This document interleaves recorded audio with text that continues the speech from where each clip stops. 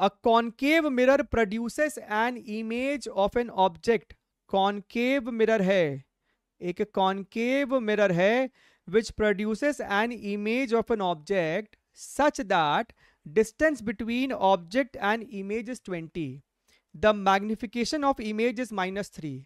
ये जो -3 दिया है ना, मेरी लाइफ को बहुत ईजी किया। -3 हमको बताता है कि भैया इन्वर्टेड इमेज बना है, माइनस बताता है कि भैया रियल इमेज बना है, और 3 बताता है कि भैया मैग्निफाइड इमेज बना है। ये तभी पॉसिबल है, अगर ये फोकस है, ये सेंटर ऑफ कर्वेचर है, ये तभी पॉसिबल है जब आपका ऑब्जेक्ट सी और एफ के बीच में हो, तो आपको इमेज बड़ा बनता है। और 3 का मतलब है कि अगर ऑब्जेक्ट का हाइट HO है तो इमेज का हाइट 3HO है।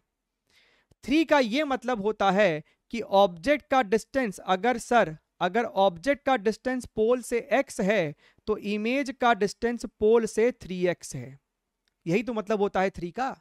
सर इसका ये मतलब है कि हमको 3x माइनस एक्स यानी कि ऑब्जेक्ट और इमेज के बीच का दूरी हमको सवाल में 20 दिया हुआ था। इसका ये मतलब है कि x की वैल्यू सर 10 सेंटीमीटर है।